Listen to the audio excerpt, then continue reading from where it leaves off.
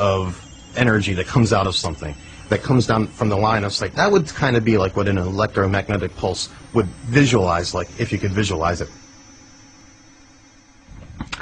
Electromagnetic waves come, of course, in all sort of forms.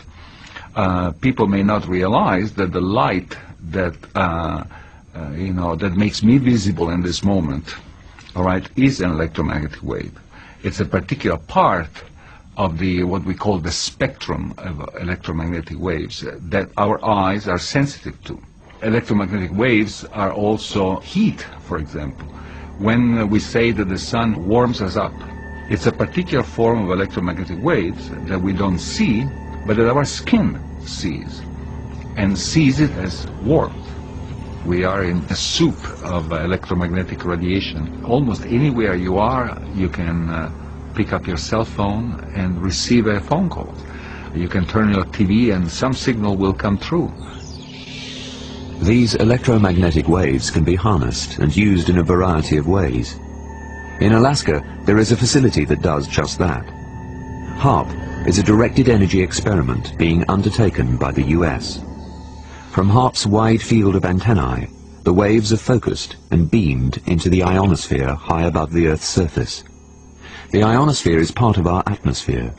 It contains electrically charged particles and acts like a mirror, reflecting radio waves back to Earth.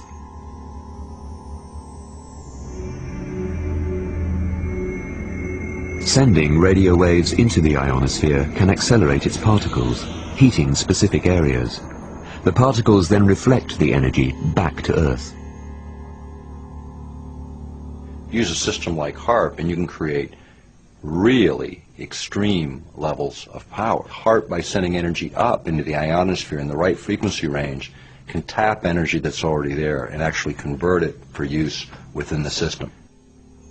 HAARP is so powerful that it can actually cause the ionosphere to pulse in harmony with its signal. The HAARP signal can be used as over-the-horizon defensive radar that can detect incoming missiles and aircraft. To do that, HAARP uses two different systems. One to create a plasma mirror, and the other to bounce the signal. Once enemy missiles are detected by HAARP, the military could use a variety of directed energy weapons to blast enemy targets out of the sky.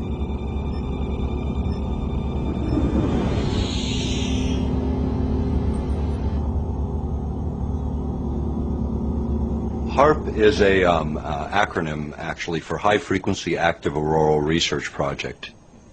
It started with Dr. Bernard Eastland's really a visionary approach to missile defense, looking for a way to really deal with the threat of intercontinental ballistic missiles from either rogue nations or our traditional adversaries.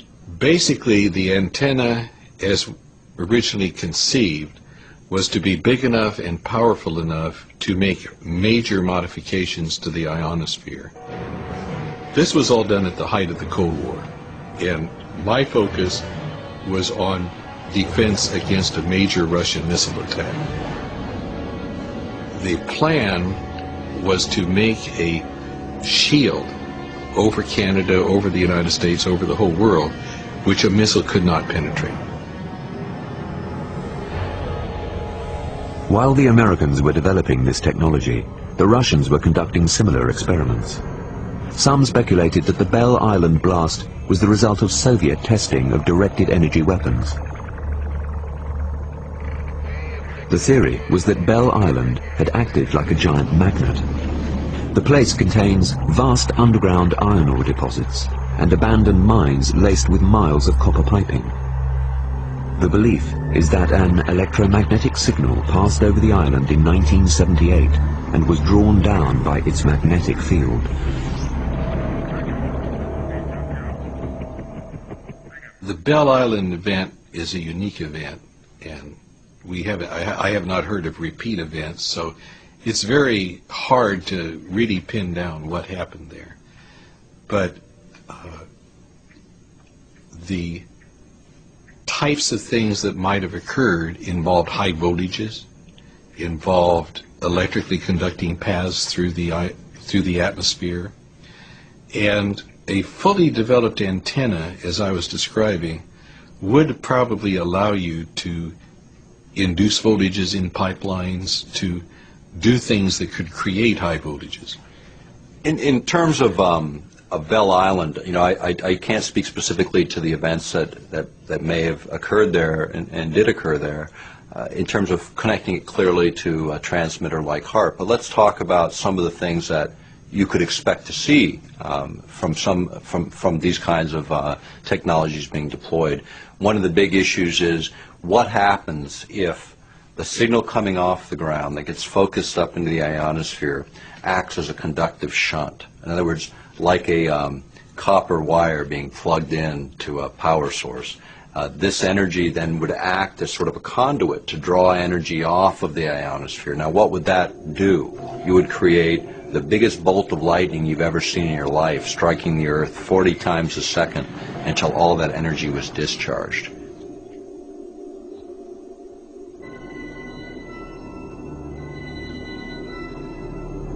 Although little was known about electromagnetic weapons until recently, the science is not new. This research started quite some time ago, in fact even before the Second World War. And the reason I think that it has only sort of come, if you can put it that way, to fruition now, is first of all that the electronic world has become so dominant. The web, the internet, and this sort of pervasive global electronic networks, which now become so substantial that they become military targets. So if you can cripple whatever makes this global network vibrant and active and useful, you have a powerful advantage. The battlefield may already have changed. There was speculation that the weapons were used in combat in Kosovo in 1999. Then, during the war in Iraq in 2003, it was reported that a top-secret version of the Tomahawk cruise missile was fired. Shortly after the launch, the lights went out in Baghdad, though no physical damage was seen at the power plant. What we do know is that if a high-powered microwave E-bomb were deployed, it would have to be launched with a Tomahawk cruise missile. I believe, and my military sources indicate to me, that these devices have been used perhaps for the first time in Iraq, yes. But there's been no public confirmation of them. Are the days of shock and awe drawing to a close, to be replaced by invisible weapons and invisible machines? E-bombs, lasers, masers and microwaves will use directed energy to blow missiles from the sky, neutralize the enemy without bloodshed, and attack communication systems, throwing command and control centers into chaos.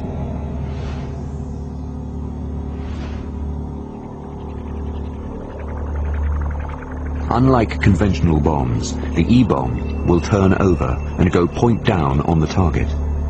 A massive current pulse runs down the bomb, driving the energy forward and dumping it into the microwave antennae. The bomb destroys itself, disintegrating high in the air just as the microwave beam blasts out onto the target area. This target area is called the lethal footprint. Everything electronic that wasn't hardened there would arc, hiss, and you would smell a lot of burned varnish. We've all burned out an electronic appliance in here, and you know that characteristic, uh-oh, I've cooked it smell. You would smell that a lot.